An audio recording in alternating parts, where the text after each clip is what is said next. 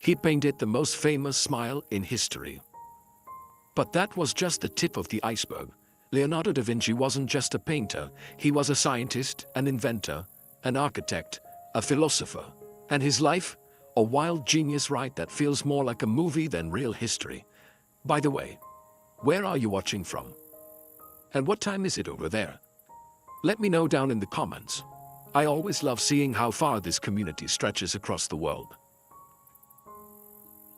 In the quiet hills of Tuscany, on April 15, 1452, a child was born in a small village called Vinci. The world didn't notice. There were no grand celebrations, no royal decrees, no noble lineage to make this birth feel significant. And yet, this boy, Leonardo, would one day change the way humanity sees everything. He was born out of wedlock. His father, Ser Piero da Vinci, was a respected notary in the nearby city. His mother, Caterina, was a poor local woman, likely a maid or a farmer's daughter. Their brief union broke no rules of love, but it placed Leonardo in a difficult position. In 15th century Italy, being illegitimate was a mark. It meant you couldn't inherit your father's estate. You couldn't attend the finest schools. You weren't quite inside society, but not entirely outside it either. Leonardo grew up between two worlds. On one side was the educated, refined life of his father's household. Papers, contracts, conversations about politics and property. On the other side, the earthy, grounded life of the countryside, animals, fields, the smell of wet stone after rain. And maybe it was this duality, this mix of refinement and raw nature, that shaped the way his mind worked. From an early age, Leonardo stood apart. He didn't just see the world, he observed it. A bird's wing wasn't just feathers to him, it was an engineering marvel. The way water rippled over rocks fascinated him more than most children could ever explain. He was quiet, curious, and constantly lost in thought. Not the kind of child you scold, but the kind you quietly worry about, because his head always seemed somewhere far away. Unlike other boys his age, Leonardo didn't train to be a merchant or a lawyer. He didn't memorize religious doctrine to prepare for the priesthood. Instead, he watched ants carry leaves. He drew sketches in the dirt with sticks. He studied how shadows moved on walls. He had no formal schooling beyond basic reading and writing. He never learned Latin properly, the language of science and law at the time. But where others saw this as a limitation, Leonardo turned it into liberation. He learned not from books, but from the world itself. The world never expected anything from Leonardo da Vinci, but he expected everything from the world. And that was the beginning of everything. As Leonardo grew into boyhood, it became clear he didn't interact with the world the way others did. He didn't just look, he watched. Not with casual glances, but with intense, deliberate focus. While other children ran through the fields chasing games, Leonardo lingered behind, crouching low, studying how a lizard moved across a rock or how the veins of a leaf fanned outward like rivers. He noticed the flight of birds, how their wings curved, how their feathers caught the air. He stared at flowing water for hours, watching how it curved around obstacles, how it created ripples and spirals. And the sky. He looked at clouds the way most people look at paintings. This wasn't aimless daydreaming. This was research. Primitive, instinctual, untrained, but profoundly focused. He had no formal science, no mathematics, no philosophy. But Leonardo was conducting experiments, quietly, with his eyes. Most of what we know about this part of his life comes not from documents, but from his drawings and notes years later. Even as an adult, he would recall in remarkable detail the things he had observed as a boy.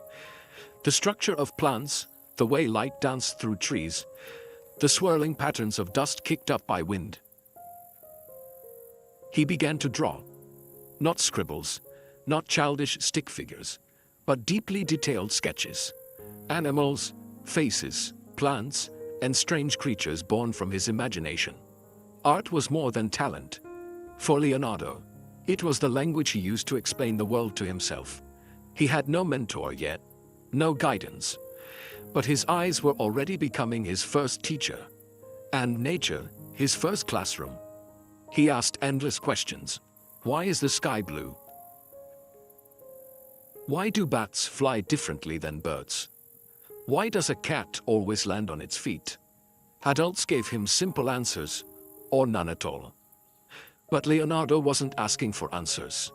He was building a library of questions. This relentless curiosity, even as a child, made him different. It also made him lonely at times. He was quiet, thoughtful, and deeply internal. Not the kind of child to speak out loud, but one who whispered thoughts to himself, sketched them into dirt, and stored them in his mind like treasures. Even then, it was obvious. Leonardo wasn't just in the world. He was already trying to understand how it worked. Long before Leonardo mastered the written word, he was already fluent in a different language, the language of images. As a child, his hand moved constantly, not to write letters or numbers, but to draw. He drew everything. Twisted tree roots, birds in mid-flight, the aging face of a man sitting in the market. He could observe something for only a moment, and then recreate it with almost unnerving accuracy. People around him took notice. Not just family, but neighbors, merchants, even his father. His sketches weren't stiff or lifeless. They had movement. He captured tension in a horse's muscles, the spark in a beggar's eye, the delicate flutter of a bird's wings. He wasn't copying life. He was translating it. His father, Ser Piero, began to keep some of these drawings, at first probably out of amusement or pride, but then, perhaps with a growing sense of realization, this boy was different. At that time, the Renaissance was blooming in Florence. Art, science, and innovation were shaping a new world. And yet, for a child born out of wedlock, access to elite education was still closed. He couldn't attend the traditional universities. Latin, the language of scholars and science, remained elusive. But Leonardo didn't seem to mind. He wasn't learning through textbooks. He was learning through trial, touch, and vision. And through it all, his drawings grew more precise, more detailed, more alive. He began to draw things he hadn't even seen yet. Imaginary animals, machines, strange devices powered by gears and pulleys. Even at a young age, he was blending reality with invention. Art and engineering had already begun to merge in his mind. One story tells of young Leonardo creating a shield for a family friend. But instead of a traditional family crest, he painted a monstrous creature so terrifying, complete with fire-breathing snakes and sharp claws, that it stunned the recipient. Leonardo's imagination wasn't just active, it was boundless. And yet, for all his talent, Leonardo remained quietly observant. He didn't boast, he didn't demand attention, he just kept drawing. Drawing, for Leonardo, wasn't a pastime. It was his first form of thinking. It was how he made sense of what he saw. And eventually it would become the foundation of everything he would do. By the time Leonardo was a teenager, his drawings had begun to attract more than just curious glances. They sparked genuine interest, especially from his father, Ser Piero, who recognized that his son's gift was far beyond what most young boys could ever hope to achieve. Florence during the mid-15th century was more than a city, it was a crucible of genius. Art, architecture, philosophy, and innovation thrived in the narrow stone streets. Great minds like Botticelli, Donatello, and even a young Michelangelo walked those same paths. If there was anywhere a boy like Leonardo could bloom, it was there. At age 14, Ser Piero took Leonardo's drawings to one of Florence's most respected artists, Andrea del Verrocchio. Verrocchio was no ordinary painter. He was a sculptor, goldsmith, engineer, and designer. His workshop was a hub of talent, a place where gifted apprentices could learn the crafts of painting, anatomy, mechanics, and more. Verrocchio accepted Leonardo into his studio, and just like that, the boy from Vinci stepped into a world of artistic intensity and limitless learning. As an apprentice, Leonardo didn't start with paints and brushes. First, he learned the fundamentals: grinding pigments, preparing canvases, sketching drapery, mixing gesso, and casting metal. It was laborious work, humbling. But it was in this disciplined environment that Leonardo's talent began to crystallize into something more powerful: skill. He studied alongside other apprentices, watching, mimicking, refining, but quickly it became clear: Leonardo wasn't just learning, he was outshining. One day, Verrocchio began a painting, the Baptism of Christ.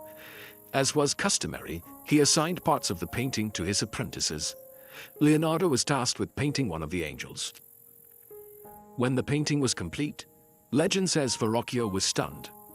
Leonardo's angel was so graceful, so detailed, and so alive that it made the rest of the painting feel flat by comparison. Verrocchio reportedly put down his brush and never painted again.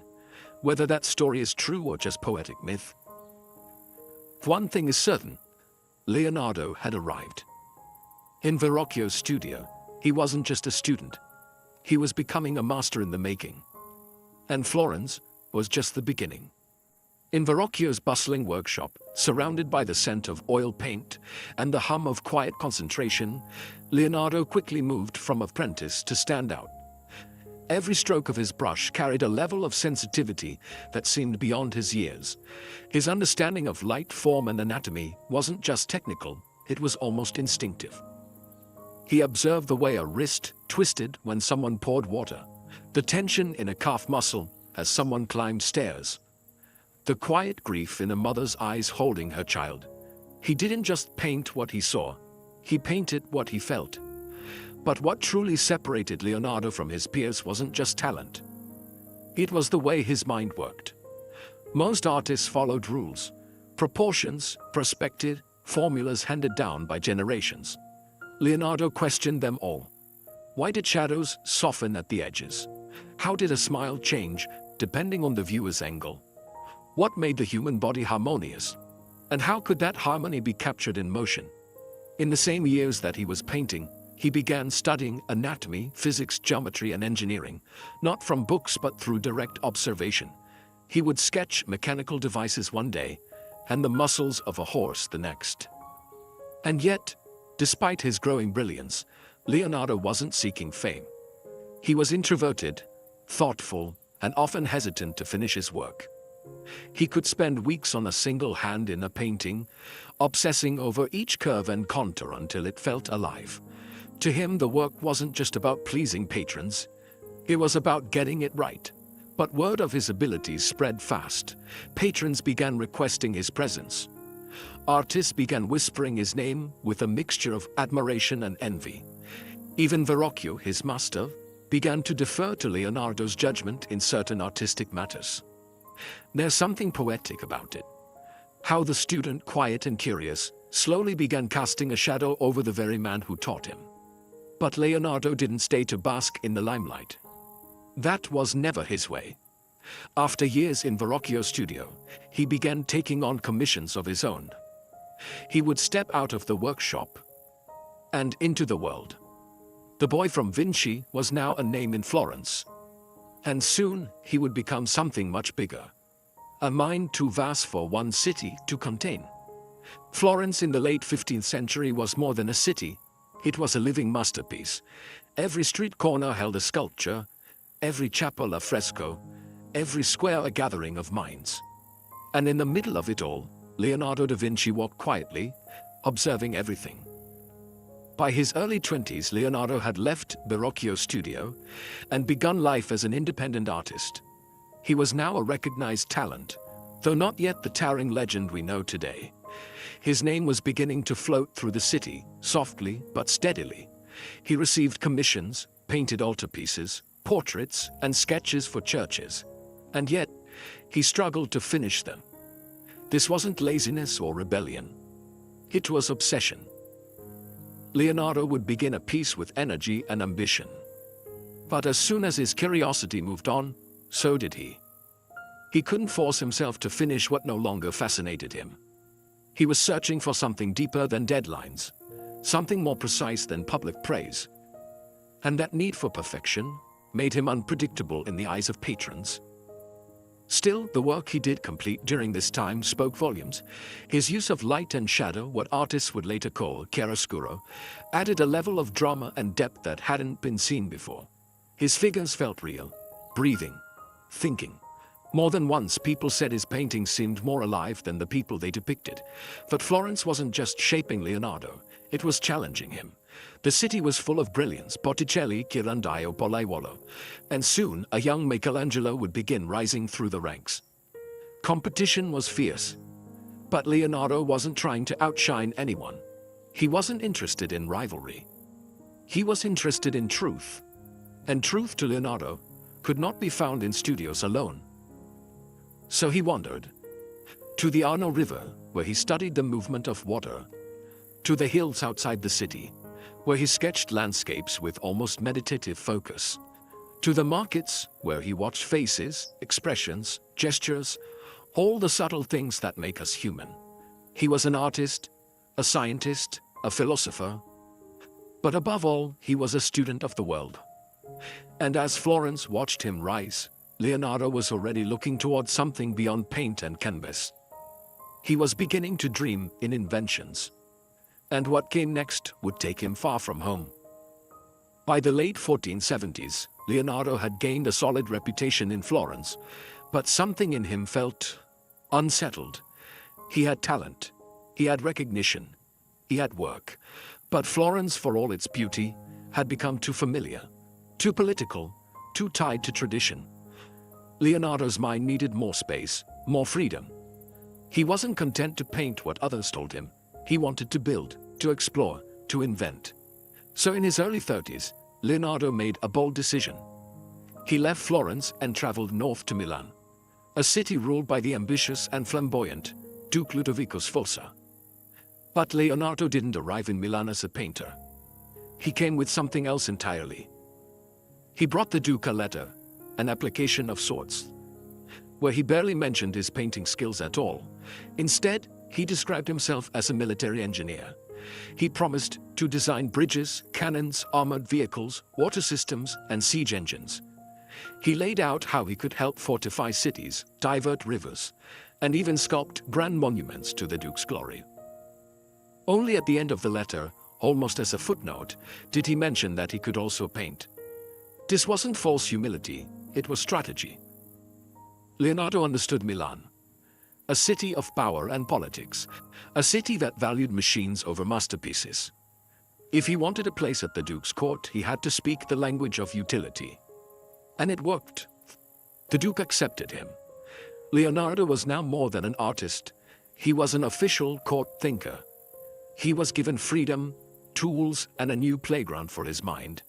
Here, in Milan, he would design weapons of war, though it's unclear if he ever intended them to be used.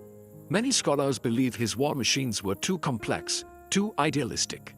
Some think he proposed them as a way to gain favor, while quietly hoping they'd never leave the page. But Leonardo's arrival in Milan marked a turning point. He wasn't just painting faces anymore. He was sketching gears, pulleys, flying devices, and fortified cities. His notebooks, once full of gentle studies of nature, were now bursting with mechanical dreams. Florence had made him an artist. But Milan would push him to become something even greater. Not just a painter of the world, but a reinventor of it. Milan, under the rule of Ludovico Sforza, was a city of ambition. It was powerful, strategic, and always preparing for war. Leonardo da Vinci, now in his 30s, had positioned himself not as an artist, but as a military engineer, a builder of machines, a solver of problems. And he took that role seriously. In his notebooks, Leonardo sketched out plans for inventions unlike anything Europe had seen. Giant crossbows large enough to bring down city walls, armored vehicles that could roll into battle, spitting fire from rotating cannons, bridges that could be built and dismantled in minutes for quick-moving troops, spiked chariots, diving suits, multi-barreled guns, water pumps, cranes, and fortifications. Some of his designs were practical, others impossibly complex.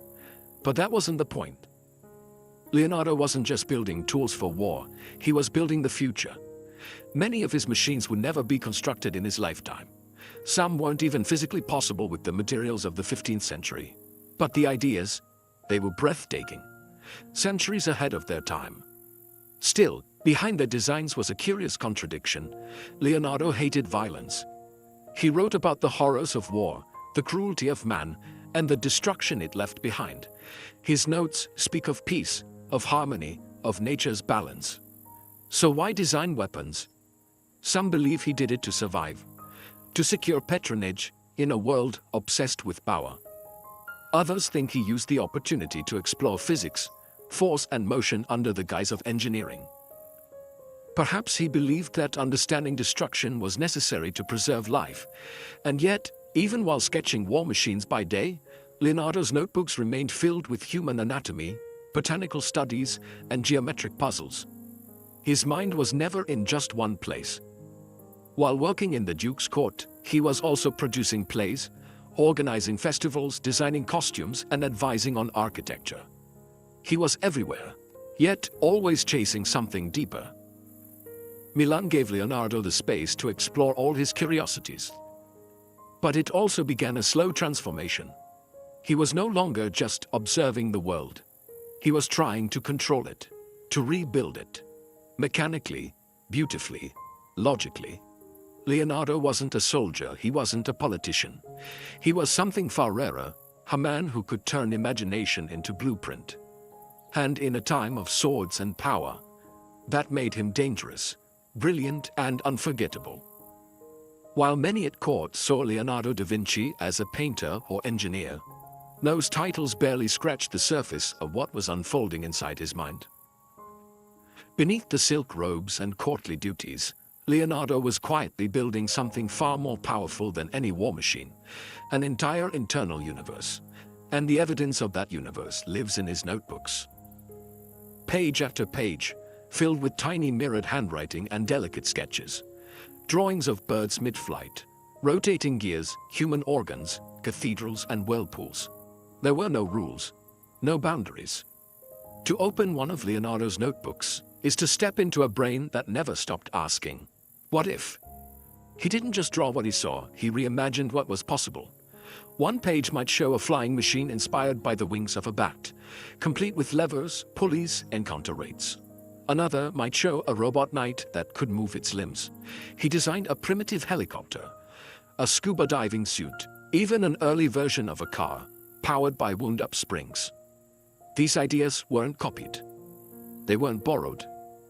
They were original, and that's what made Leonardo different. Where most people saw the world as it was, Leonardo saw the world as it could be. His inventions weren't always practical, but they weren't supposed to be. They were expressions of pure imagination, grounded in deep observation. And while many of his devices were never built in his lifetime, modern engineers who've reconstructed them say one thing consistently: they work. But here's the twist. Leonardo never published these notebooks. He didn't seek credit. He didn't push his inventions into the hands of kings or merchants. Instead, he hoarded his thoughts like treasure, locking them inside pages only he could read. Why? Some say he feared his ideas would be misused, especially the machines of war. Others believe he was simply a perfectionist, unwilling to share something he hadn't fully understood himself. But maybe he just didn't care about legacy. He wasn't building for applause. He was building because he had to. These notebooks, over 7,000 pages in total, would remain scattered, hidden, and forgotten for centuries. But inside them, he had already mapped out a future the world wasn't ready for. Leonardo da Vinci didn't just invent machines, he invented possibility. In the heart of Milan, tucked inside the quiet refectory of the convent of Santa Maria delle Grazie, Leonardo da Vinci began what would become one of the most iconic and studied paintings in all of human history, The Last Supper. Commissioned by Duke Ludovico Sforza, the mural was to be the centerpiece of the dining hall, where Dominican monks took their meals. But for Leonardo, this was not just a religious scene. It was a psychological puzzle, a moment of raw human emotion, captured at its most fragile point. The scene is taken from the Gospel of John. The exact moment when Jesus reveals to his 12 disciples that one of them will betray him. Most painters before had shown the moment with calm figures, gently arranged around a table. But Leonardo did something different. He gave each apostle a unique reaction: shock, confusion, grief, guilt. You can almost hear the murmurs, the clatter of dishes, the weight of that one sentence sinking into the room. Jesus, calm and centered, forms the still point of the composition, his figure creating a triangle, the classic symbol of balance and divinity. Meanwhile, the disciples erupt around him in waves of movement, hands gesturing, faces twisted with disbelief. And then there's Judas, not separated or hidden as other painters had done. Leonardo placed him in the same row as the others, but partially shadowed, recoiling, his hand inches from a small bag of silver. Everything in the painting is intentional, down to the salt spilled near Judas's elbow, a subtle symbol of bad luck and betrayal. But Leonardo, ever the experimenter, took a risky path. Instead of using traditional fresco technique, which required fast work on wet plaster, he used a dry surface, hoping to achieve more detail and depth.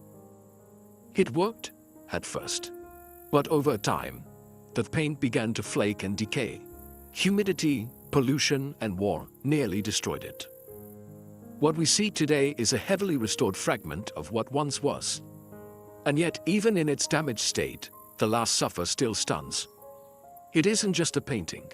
It's a window into the mind of a man who saw not just bodies, but souls. A moment of silence, frozen in time, held together by genius, emotion, and an almost painful sense of humanity. By the time Leonardo da Vinci had completed The Last Supper, his fascination with the human body had moved far beyond paint and canvas. He didn't just want to capture how people looked, he wanted to understand how they worked. He wanted to know what moved a hand, what made a smile, what secrets were hidden beneath the skin. So, he began dissecting. It was illegal, it was dangerous, and it was deeply frowned upon by both church and society. But Leonardo did it anyway, quietly, obsessively, often working late into the night in candlelit morgues and hospitals. He dissected not just one or two bodies, but dozens. Old men, young women, children, even animals. Each dissection was an act of discovery. With every incision, he peeled back mystery. He drew what he saw with stunning precision: muscles, tendons, organs, nerves, even the valves of the human heart. One of his sketches shows the heart with such detail, it wouldn't be fully confirmed by medical science for hundreds of years. Another notebook shows a fetus curled in a womb, drawn with such care and tenderness. It's hard to believe it came from a man working in total secrecy. He didn't just draw anatomy, he explained it. He noted how the spine curved, how the lungs expanded, how the blood flowed. He was centuries ahead of his time, proposing ideas about circulation and physiology that wouldn't be taught in schools until the 20th century. And still, no one knew. Because Leonardo never published his anatomical work, it stayed hidden in notebooks, scrawled in mirror writing, shared with almost no one. Why? Maybe he feared backlash from the church. Maybe he felt it was incomplete. Or maybe, just maybe, he was so consumed with understanding that exploration was the reward, not recognition. To Leonardo, the human body wasn't just a machine, it was a universe, a structure of divine design, where art and science met beneath the skin, where muscle met spirit, and every tendon held a secret worth uncovering. He painted the body in beauty, but he studied it in truth, and in doing so he became not just the world's greatest artist, but one of its first great anatomists. To understand Leonardo da Vinci, one must enter his notebooks. Thousands of pages, filled with sketches, diagrams, and thoughts that spilled from his mind faster than he could control them. But there's something curious, almost magical, about how he wrote them. He wrote backwards, every line, every word, every letter, reversed, like it had been reflected in a mirror.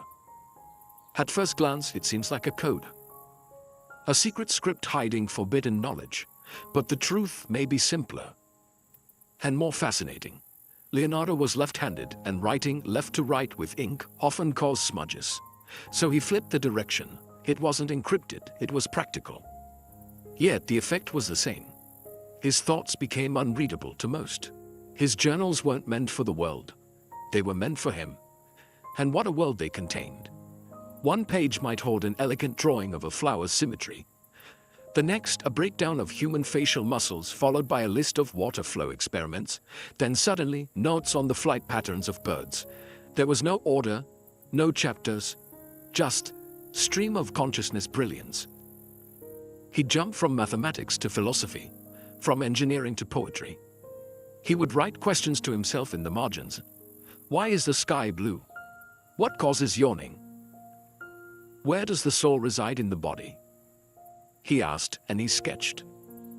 Not because anyone demanded it, but because he had to know. His notebooks weren't just records. They were mirrors of the mind, reflecting the vast, tangled, beautiful chaos of his thoughts. He recorded observations from nature. How light bends through water, how a cat lands on its feet, how clouds gather before a storm. He wrote lists of things he wanted to learn: dissect a lime, study the moon's reflection on water, measure the jaw of a crocodile. It wasn't ambition, it was hunger, pure, endless curiosity. And yet, for all their genius, these notebooks remained private. Leonardo didn't publish them. He didn't seek applause. They sat in drawers and leather cases, scattered and forgotten after his death. Centuries later, they'd be rediscovered, stunning the world. Because in those mirrored pages was proof that one man, 500 years ago, could think like the future. He wasn't writing for fame, he was writing to understand the universe and himself. If there was one mystery Leonardo da Vinci could never let go of, it was flight. To him, it wasn't just a question of mechanics. It was a symbol of ultimate freedom. He watched birds for hours, sometimes days, hawks gliding, swallows darting through air. He even bought birds at the market just to release them, observing how they launched themselves back into the sky. What made them fly? What secret did nature give them? That man had not yet discovered. In his notebooks, Leonardo returned to this question again and again. He sketched hundreds of flying machines, winged contraptions with pedals and pulleys, flapping devices inspired by bats and birds, a parachute with a pointed canopy, even an early concept of what we now call a helicopter, a spiral screw of linen meant to twist upward into the air. Some of these ideas were elegant, others were impractical, but all of them had one thing in common. They came from observation. Leonardo studied how air flowed over wings, how birds shifted weight, how feathers moved with the wind. He believed flight wasn't magic, it was physics, understandable, replicable, achievable. And yet, in his lifetime, none of his machines ever flew. Why? Partly the materials of the time couldn't support the weight or precision needed. But there was something else. Leonardo was a perfectionist. He often stopped building because the design in his mind was better than the one his hands could produce. Still, he didn't give up the dream. Even when distracted by commissions, court life, or anatomical studies, he always returned to flight. And perhaps, deep down, he understood that the attempt mattered more than the result. To seek what others thought impossible, to dream beyond the constraints of his age, to believe, truly believe, that man could soar. Centuries later, many of Leonardo's flying concepts would inspire real engineers. His parachute was successfully tested in modern times. His wing studies influenced the field of aerodynamics. His vision lived on. He never left the ground. But he gave the world wings. And in doing so, Leonardo da Vinci proved something timeless: that imagination, rooted in observation, can outfly even the heaviest of limitations. Around the year 1503, back in Florence after years in Milan, Leonardo da Vinci began a portrait that would become the most famous painting in the world. It was small, simple, at first glance, just a woman, seated calmly, hands folded, her gaze meeting yours. But there was something else, a curve of the lips, a softness in the eyes, a smile so subtle, so elusive, that it would go on to fascinate the world for centuries. Her name was Lisa Gherardini, the wife of a wealthy Florentine merchant. But we know her as the Mona Lisa. Leonardo approached this portrait differently. He didn't just want to capture her appearance. He wanted to capture her essence. He worked slowly, layering thin glazes of oil paint to build depth and texture. He used a revolutionary technique called sfumato, where edges and colors gently blur into one another, just as they do in nature. There are no harsh lines, no outlines, only transitions, like a dream softly unfolding. And then there's the background. A surreal misty landscape with winding rivers, distant mountains, and a sky that seems to exist outside of time. But the heart of the painting is her face. Her smile is both present and absent, warm and distant. It seems to change as you move, almost alive. Some say she's smiling at a secret. Others think she's smiling at you. Leonardo never delivered the painting to its commissioner. He carried it with him for the rest of his life, tweaking, adjusting, studying. He worked on it for years, far longer than any standard portrait required. Why? Maybe it became something more than a commission. Maybe it became a mirror, not of Lisa but of Leonardo himself, a reflection of his obsession with light, shadow, emotion, and mystery. It's not just the most famous painting in the world because of what it shows. It's famous because of what it doesn't explain. No one knows exactly when he considered it finished. Maybe he never did. But what he left behind was not just a portrait, it was a puzzle. One that invites every viewer into the same quiet question. What is she thinking? And somewhere, perhaps, Leonardo is smiling too, knowing we're still trying to find the answer. The Mona Lisa is more than just a painting. It's a presence, quiet, still, yet deeply alive. What makes her so captivating? It's not her clothing or the muted palette, or even the mysterious landscape behind her. It's her smile, that impossibly delicate curve that has defied explanation for centuries. From a distance it's warm, almost inviting, but step closer and it begins to vanish. Is it joy? Is it sadness? Is it a mask? The answer shifts with the light, with the angle, with the mood of the viewer. Leonardo understood something few artists had before.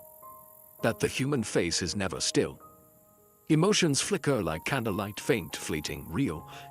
He tried to capture not a moment frozen in time, but a moment in transition. To achieve this, he studied muscles. He observed laughter, grief, serenity. He watched how lips curved, how cheeks lifted, how eyes narrowed ever so slightly when someone held back a thought. And then he painted that, not the expression itself, but the suggestion of one. He famously said, "Painting is a mental thing." And nowhere is that more evident than in the Mona Lisa's expression. Because what you see depends on how you feel. Her smile doesn't speak, it listens. That's why millions still stand before her, day after day, drawn in, searching. Some feel peace, others feel haunted.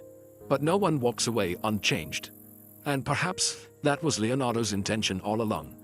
To paint, not a woman, but a conversation. To create a piece of art that looked back at you. That made you the subject. It's easy to forget that this painting was created over 500 years ago by a man with no access to cameras, no scientific instruments to measure light and shadow. Only his eyes, his hands, and his relentless curiosity. And yet, the result is timeless. The Mona Lisa isn't just famous because of art critics or museum placement. She's famous because she feels alive. In that mysterious smile lives all of Leonardo's genius, his love of subtlety, of emotion, of nature, of science. He gave the world a face that could never be forgotten. And in doing so, he quietly ensured something else. That he never would be either. Despite his growing fame and the unmatched beauty of his works, Leonardo da Vinci was never truly at rest. His success didn't ground him, it stirred something deeper, a quiet dissatisfaction, a constant pull toward what was next.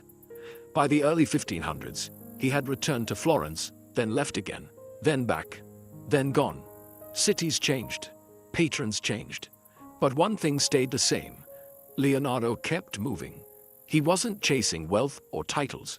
He was chasing something far more elusive: understanding. In Florence, he found new commissions. He began work on a massive mural known as the Battle of Anghiari, a chaotic swirl of warriors and horses. It was meant to be his greatest fresco, but he never finished it. The paint didn't dry correctly. The vision became too complex. He abandoned it, leaving only sketches and fragments. Some say he feared it would never live up to what he saw in his mind. Others say he simply lost interest. Leonardo's restlessness wasn't a weakness. It was a side effect of genius without a finish line. When something was understood, it no longer fascinated him. He moved on, not out of boredom, but because his curiosity was like a flame that constantly needed new fuel. He studied engineering for canals and urban planning. He dissected more bodies in search of answers about the soul. He sketched flying machines one day, and the geometry of leaves the next. To many around him, he seemed unpredictable, unreliable even. But to Leonardo, everything was connected: art, science, anatomy, nature, mechanics. He wasn't jumping from topic to topic, he was weaving a single invisible thread through them all. Still, his wanderings made it hard to maintain steady patronage. He left Florence again, traveling to Rome, where the great artists of the age, Michelangelo and Raphael, were already thriving under papal commissions. But Rome would not offer Leonardo the same warmth. He was older now, slower, more contemplative. The world around him was shifting toward younger, more dramatic talents. But Leonardo didn't compete, he observed. He reflected. He wasn't done exploring. Because even as the world celebrated his past, Leonardo was already dreaming of the next great mystery. He wasn't just a master of movement on canvas. He was a man forever in motion. In 1513, Leonardo da Vinci arrived in Rome, the heart of the Renaissance and the center of a changing world. Here, power flowed not just from kings, but from the Pope. Religion shaped politics, art, science, and ambition. And in this city of grandeur and belief, Leonardo found himself surrounded by giants. Michelangelo, brooding and intense, was sculpting his Last Judgment. Raphael, young and adored, was painting the Vatican rooms with divine brilliance. Their names were rising stars, their works dramatic and immediate. And in contrast, Leonardo, now in his 60s, seemed like a relic from a gentler age. He had no grand commissions in Rome, no papal projects. He was given a workshop and a stipend, but not the spotlight. The church admired beauty, but it feared questions, and Leonardo had many of them. He was fascinated by the mechanics of nature, the way water moved, how light bent, how the body functioned. But the church still viewed certain studies, like human dissection or theories about the Earth's age, with suspicion. So he worked quietly. He continued his studies of anatomy. He designed irrigation systems, sketched ideas for cathedrals and machines. But increasingly, he felt isolated, not out of place but out of time. Rome was beginning to embrace boldness, muscles, drama, power. Leonardo's subtlety, his patience, his endless curiosity, it didn't fit the era's appetite for spectacle. And perhaps something deeper troubled him. He had always believed that truth could be found in observation, that nature, not dogma, revealed the secrets of existence. But in Rome, those ideas could only be whispered. He didn't reject religion, but he didn't blindly follow it either. He believed in cause and effect, in the language of the universe, written in structure and pattern, not just scripture. It's no surprise then that he began to withdraw. While Michelangelo clashed with patrons and Raphael charmed the elite, Leonardo faded into the background, content to draw, study, and think. His rivals were celebrated in cathedrals. He was chasing the pulse of the world itself. Leonardo didn't need to win the approval of popes, because he had already built a cathedral of his own. One made of thought, wonder, and impossible questions. And unlike stone, that kind of cathedral could never crumble. As the years passed, Leonardo da Vinci grew quieter. Not in mind. His thoughts were as vibrant as ever. But in presence. He no longer sought crowds or applause. He preferred long walks, still mornings, and the company of just a few trusted souls. By now, he was in his 60s, an age considered elderly in the 16th century. His hair had turned white. His hands, once so steady, had begun to tremble. But his eyes still watched the world with the same hunger they had held as a boy in Vinci. He lived a private life, and a mysterious one. Leonardo never married. He had no known children. His relationships were quiet, complex, and often left out of the history books. He kept a small circle, most notably Francesco Melzi, a young nobleman who became his assistant, companion, and closest friend.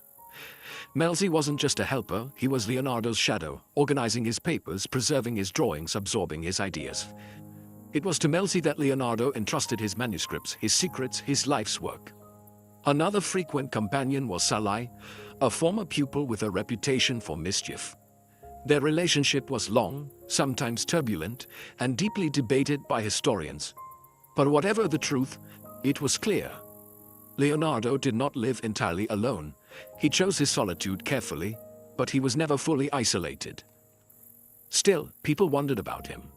There were whispers about his sexuality, his secrecy, his refusal to conform. He dressed simply, yet elegantly. He was kind, yet distant. He avoided gossip, politics, and fame. He lived not to impress, but to understand. And while others aged into comfort or status, Leonardo aged into introspection. His notebooks by this point were overflowing, filled with anatomy, astronomy, machines, reflections on nature, even riddles and jokes. He left behind drawings of water eddies beside philosophical notes about the soul. His curiosity had no borders. What's most astonishing is this. Even in his final years he was still learning, still experimenting, still sketching.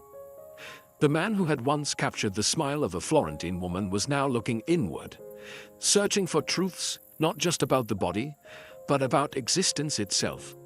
Leonardo da Vinci's life may have seemed quiet in these final chapters, but inside his mind, the storm never stopped. By 1516, Leonardo da Vinci's time in Italy was drawing to a quiet close. He was older now. His fame was undeniable, but his body had begun to betray him. His right hand, likely paralyzed from a stroke, could no longer paint with the grace it once had. The man who once captured the finest details of smiles and shadows now struggled to hold a brush. And yet, the world still wanted him. That same year, a powerful admirer extended an invitation that would shape Leonardo's final years. King Francis I of France. Young, intellectual, and endlessly curious, Francis saw in Leonardo not just an artist, but a treasure, a living embodiment of Renaissance brilliance. He offered him a generous pension, a beautiful home near the royal chateau in Amboise, and complete freedom to pursue his work, free from deadlines or expectations. Leonardo accepted. He crossed the Alps on a mule, accompanied by his trusted assistants, Melzi and likely Salai too, carrying with him his notebooks, his sketches, and a few unfinished paintings, including the Mona Lisa. He settled into Clos Lucé, a charming manor just steps away from the king's residence. The two men would meet often, walking the gardens, talking about art, science, architecture, and philosophy. Francis called Leonardo the greatest man who ever lived. It wasn't a palace Leonardo needed, it was peace. And in France, he finally found it. He continued sketching designs for architecture, hydraulic systems, even grand palaces that blended geometry and nature. Though his health declined, his mind remained sharp, always returning to the same questions: movement, form, balance, the divine laws behind all things. There were no grand commissions now, no more court politics, just time. Time to reflect, time to teach, time to breathe. And though he was far from his birthplace, far from Florence and Milan, Leonardo was content. He had nothing left to prove. In France, he was not just tolerated, he was cherished. It's poetic in a way. A man born out of wedlock, denied formal education, questioned and underestimated, would spend his final days as a guest of kings. Leonardo da Vinci had once painted smiles. Now, at last, he had found his own. In the final years of his life, nestled within the peaceful walls of Clos Lucé, Leonardo da Vinci continued to do what he had always done: observe, question, and wonder. Though his right hand had weakened, his left still guided the pen. Slowly, carefully, he continued to fill the margins of his notebooks. They came less frequently now, and with more restraint, but they were no less profound. He wrote about water, its power to carve mountains, its dance with light, its symbolism as the lifeblood of all things. He wrote about geometry, exploring spirals, fractals, and the golden ratio hidden in seashells and flowers. He reflected on death too, not with fear, but with curiosity. One note reads, "Just as a well-spent day brings happy sleep, so a well-employed life brings a happy death." It wasn't poetry, it was peace. Leonardo had lived his life in service of knowledge. Not for glory, not for wealth, but for the joy of understanding. He still sketched, slowly, methodically. His ideas for architectural marvels, city plans, machines of movement and motion, all carefully mapped out, as if he knew the world might someday catch up to his mind. But now, more than ever, Leonardo turned to teaching. He passed on his thoughts to Francesco Melzi, his faithful student and companion, making sure the notebooks would survive. He knew his time was limited. He felt it. And yet, there was no panic. No unfinished race. He had spent decades chasing answers, only to realize the real beauty was in the pursuit itself. Each final page of his notebooks feels like a whisper, a final breath from a mind that never stopped reaching. Even in silence, Leonardo was still listening to the universe, to the way wind shaped trees, to how light touched stone, to how thought could live on in ink and image. There were no crowds now, no commissions, no applause, just a quiet room, filled with drawings, questions, and sunlight drifting across ancient paper. And as he wrote his last lines, Leonardo wasn't focused on legacy. He was still doing what he had done since childhood. He was paying attention. The year was 1519. Leonardo da Vinci, now 67 years old, was nearing the end of his long, extraordinary life. His body, once strong and tireless, had grown fragile. His right side remained weakened by a stroke. His energy came in short waves, and even simple movements had become slow and deliberate. But his mind remained awake. In the calm of Clos Lucé, with the French countryside blooming outside his window, Leonardo spent his final days in reflection. He was surrounded not by grand crowds or students clamoring for lessons, but by a few loyal companions. Chief among them was Francesco Melzi, now more than just a pupil. He was Leonardo's confidant, his scribe, his final connection to the world. Leonardo knew the end was close. He began to prepare. He reviewed his notes, organized his sketches, and gave clear instructions for what should happen to his works.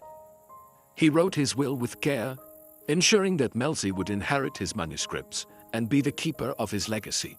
He left money to his servants, to the poor, and even to Salai, his complicated and long-standing companion.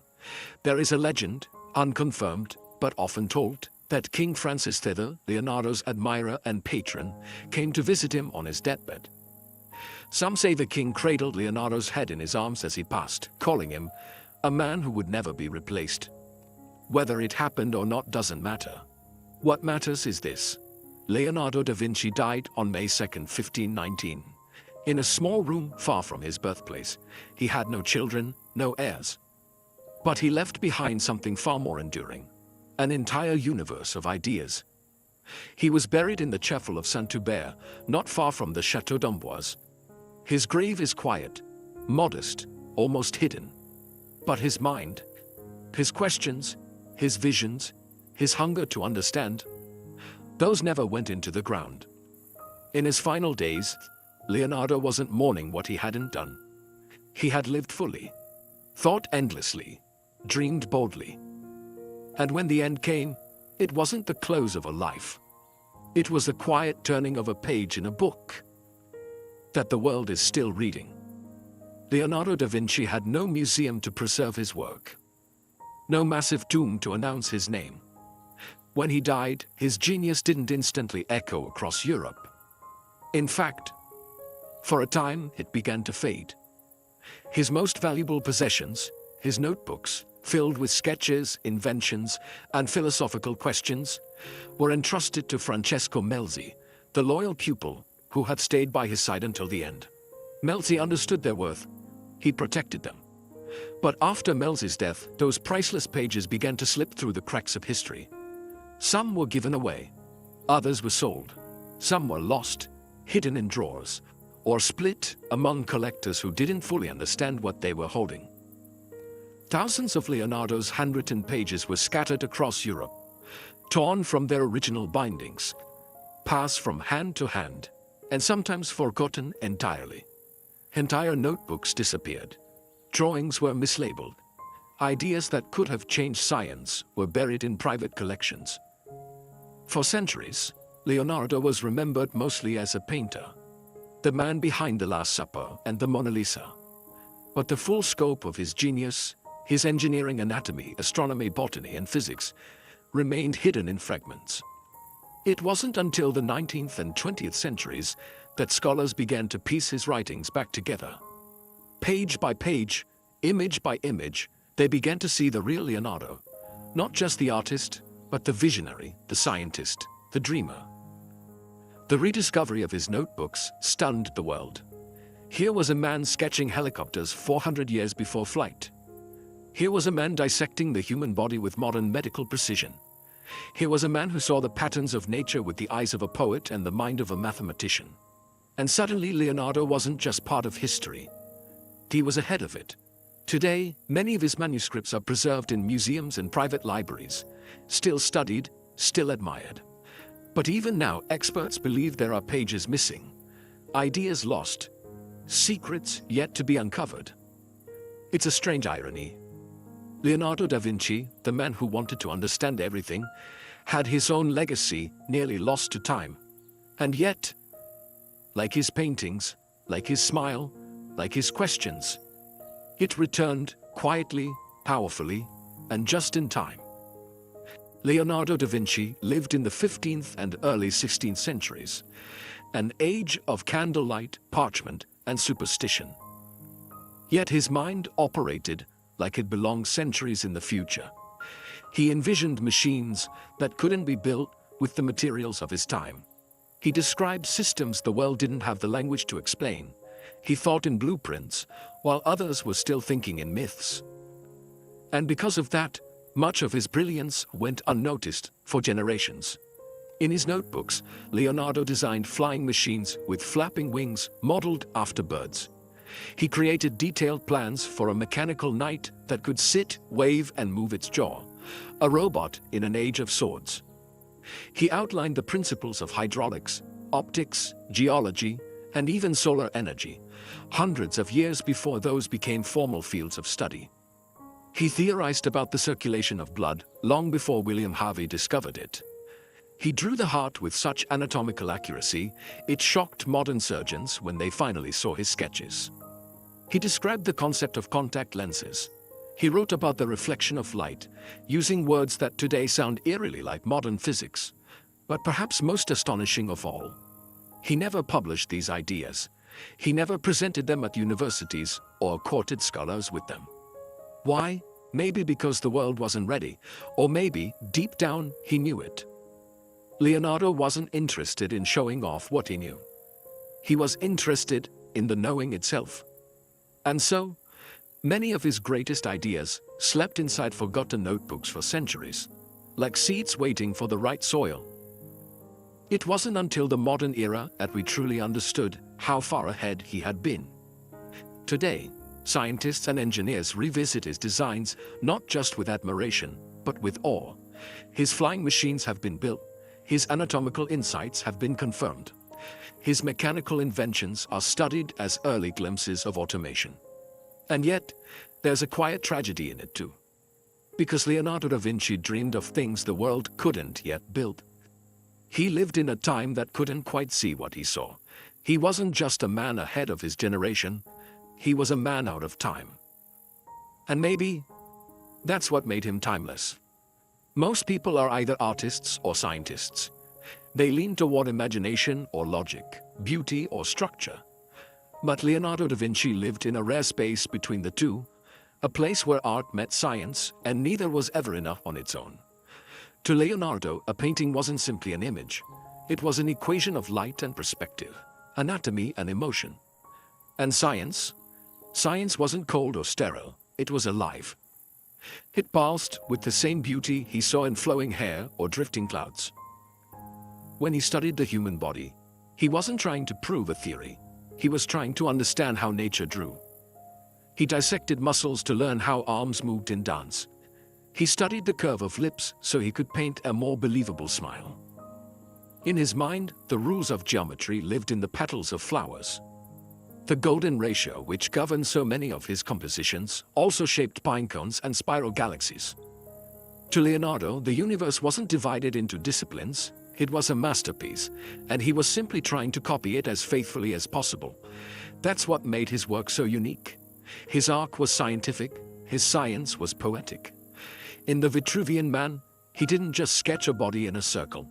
He mapped the proportions of perfection, connecting the human form to the cosmos. In The Last Supper, he captured emotion through mathematical balance and psychological tension. Even the Mona Lisa, with its soft shadows and hypnotic gaze, was painted using optical illusions rooted in his understanding of vision. For Leonardo, the brush and the compass were not opposites, they were tools. And through them, he sought truth. Not just what things looked like, but why they looked that way. Today, we build walls between disciplines: art, science, engineering, philosophy. But Leonardo, he lived without those walls. He proved that the more you understand something, the more beautifully you can express it. And that the more beautifully you express it, the deeper your understanding becomes. He wasn't trying to choose between two worlds. He was trying to show us they were always one. And in that unity, he discovered something most people never do: that the greatest truths are both measured and felt. Over the centuries, Leonardo da Vinci has become more than a man. He's become a myth. The word genius is often used to describe him, and rightly so. But in doing so, we sometimes forget that behind the endless inventions, the masterpieces, and the mirrored handwriting, was a human being. Leonardo was not a flawless figure from a storybook. He was deeply complex, a man full of contradictions. He was endlessly curious, yet often left things unfinished. He could design machines of war, but speak passionately against violence. He was adored by royalty and nobles, yet preferred the company of nature and silence. He was meticulous, brilliant, but also scattered. His notebooks jumping from heart valves to helicopter blades without warning.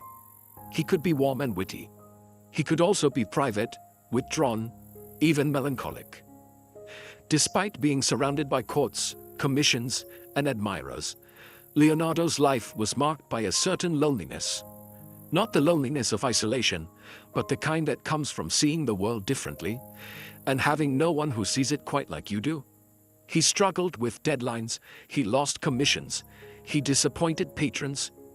He sometimes doubted himself. He didn't finish most of what he started. And yet, the things he did complete changed the course of human history. Leonardo da Vinci reminds us that greatness is messy. That brilliance doesn't always arrive in straight lines or tidy boxes. It drips out in sketches. It flickers between ideas. It wrestles with insecurity. The modern world celebrates output. Leonardo valued observation. Today, we praise multitasking. He mastered deep focus, spending hours watching birds or tracking the ripple of water in a stream. In a world that asks for answers, Leonardo never stopped asking questions. And maybe that's the truth behind the myth. He wasn't trying to be remembered. He was trying to understand. And because he followed that path with honesty, curiosity, and patience, he ended up becoming someone the world would never forget. He wasn't a saint, He wasn't a god. He was something far more inspiring, a flawed, fascinating human being who never stopped trying to see the world more clearly. More than 500 years have passed since Leonardo da Vinci took his final breath, and yet his influence feels anything but distant. His paintings still draw millions. His notebooks are still being studied. His questions still challenge us. And his legacy? It stretches across every corner of modern thought: art, science, engineering, medicine, philosophy, even space exploration. Few figures in history have left behind a legacy so universal, so lasting that they feel alive in every era. And yet, Leonardo never built an empire. He led no armies. He didn't publish great volumes of theory or hold a powerful title. What he left behind was not wealth, but wonder. He showed us that it's possible to live a life not driven by fame or productivity, but by curiosity. He didn't rush. He studied. He didn't pretend to have all the answers. He kept asking better questions. He didn't see the world in parts. He saw it as a vast, beautiful puzzle, one worth exploring with patience, awe, and humility. Even today, innovators look to Leonardo as the gold standard of creativity. Engineers study his machines. Doctors admire his anatomy. Artists chase his light and shadow. Designers quote his philosophy. Filmmakers, architects, teachers, all draw from the well he left behind. Why? Because Leonardo reminds us that the boundaries between disciplines are artificial, that art and science are not enemies, but partners in understanding truth, that the human spirit is capable of seeing connections where others see chaos. And perhaps most importantly, he reminds us that thinking slowly is not a weakness. In a world that races toward more content, more answers, more speed, Leonardo teaches us the power of stillness, of looking deeply, of asking not just what, but why. He lived long before electricity, airplanes, or the internet, but somehow he imagined all of them. He didn't just study the world, he expanded it, and in doing so, he left behind more than art or invention. He left behind permission for all of us to be curious, to wonder, to observe, and to dream boldly. Even if no one else understands it, that's not just a legacy, that's inspiration without an expiration date. Leonardo da Vinci lived a life that defied definition. He was not just one thing, he was many. An artist, a scientist, an inventor, a philosopher, a dreamer. But more than anything else, Leonardo was a seeker. He sought the truth behind a smile, the motion behind a bird's wing, the pattern behind a leaf, the soul behind the human form. He didn't chase greatness, he chased understanding, and in doing so he created greatness without ever needing to name it. His life was not without struggle. He faced rejection, frustration, unfinished projects, and a world that often couldn't keep up with his vision. But he remained faithful to one thing, always curiosity. It guided him from the hills of Vinci to the courts of kings. It filled his notebooks. It shaped his art. It whispered to him in quiet rooms and carried him through times of uncertainty. And in the end, that's what made him timeless. Because Leonardo's legacy is not just what he left behind, it's what he ignited in others. Every artist who dares to see the world differently. Every scientist who asks why instead of just how. Every thinker who pauses to look closer, who sketches their thoughts, who stays awake a little longer just to follow a question. They are carrying his spirit forward. Even now, in a world of satellites and algorithms, Leonardo feels close. He lives in the curiosity of a child staring at the stars, in the hand of a designer shaping something beautiful and functional, in the quiet breath of someone watching a sunrise and wondering what makes the light bend that way. He is proof that imagination, when married with observation, is not just creativity, it's power. He left us with questions still unanswered, with machines never built, with pages that continue to reveal new wonders. And maybe that was his final gift, not the answers, but the invitation to keep looking. Because in every one of us, there is a bit of Leonardo, the quiet observer, the bold dreamer, the restless seeker. And his story? It's not just history. It's a reminder that a single life, lived with wonder, can echo through eternity.